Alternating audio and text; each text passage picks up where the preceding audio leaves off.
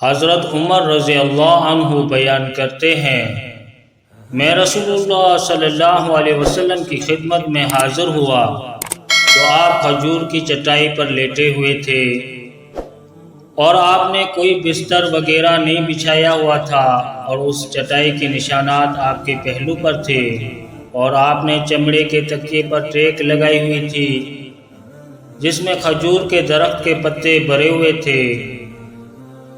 میں نے عرض کیا، اللہ کے رسول، اللہ کے حضور دعا فرمائیں کہ وہ آپ کی امت پر فراخی فرمائے، کیونکہ فارسیوں اور رومیوں پر بہت نوازشات ہیں، حالانکہ وہ اللہ کی عبادت نہیں کرتے۔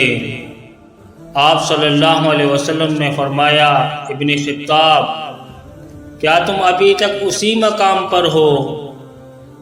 یہ کفار وہ لوگ ہیں کہ انہیں ان کی لذتیں اسی دنیا کی زندگی میں جلد عطا کر دی گئی ہیں۔